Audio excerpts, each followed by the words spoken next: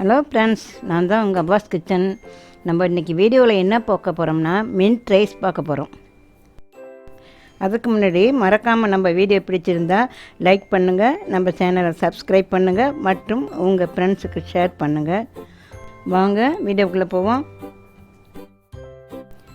2 பெரிய வெங்காயத்தை நைஸாக கட் பண்ணி வச்சுங்க. ஒரு பச்சை மிளகாய் 2ஆக உடச்சி வச்சுக்கோங்க. ஒரு கைப்பிடி புதினாவும் ஒரு கைப்பிடி மல்லி இலையும் வச்சுக்கோங்க.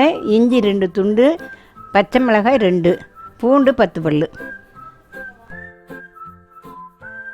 இப்போ ஒரு மிக்ஸி ஜார் எடுத்துங்க. அதில் புதினா, மல்லி இலை,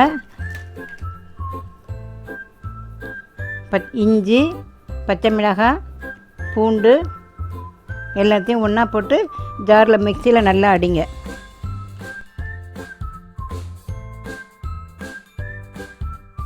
இதில் 4 டேபிள் ஸ்பூன் எண்ணெய் ஊற்றுங்க. எண்ணெய் காஞ்சிருச்சு. பட்டை 2 துண்டு போடுங்க, கிராம்பு 5 போடுங்க, ஏலக்காய் ஒரு 3 போடுங்க. நல்லா பொரிய விடுங்க. இப்போது நல்லா பொரிஞ்சிடுச்சு. இப்போது வெங்காயத்தையும் பச்சை மிளகாயும் அதில் போட்டு வதக்குங்க. வெங்காயம் நல்லா பொன்னிறமாக வர வரைக்கும் வதக்குங்க. இப்போது நம்ம ஏற்கனவே அரைச்சி வச்ச விழுது, புதினா மல்லி விழுதை இதிலே போட்டு மறுபடியும் வதக்குங்க.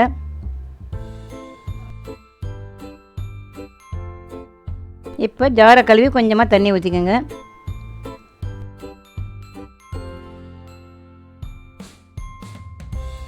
இப்போது மஞ்சள் தூள் 1 டீஸ்பூன், கரம் மசாலா அரை டேபிள் ஸ்பூன், உப்பு ருசிக்கு ஏற்ப எல்லாம் போட்டு நல்லா வதக்கி விடுங்க.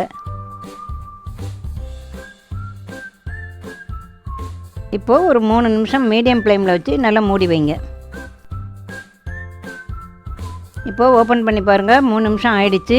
நல்லா வெந்துருச்சு மசாலாலாம். நம்ம ஏற்கனவே வடித்து வச்சுருக்க சாதத்தை இதில் போட்டு நல்லா கிளறி விடுங்க.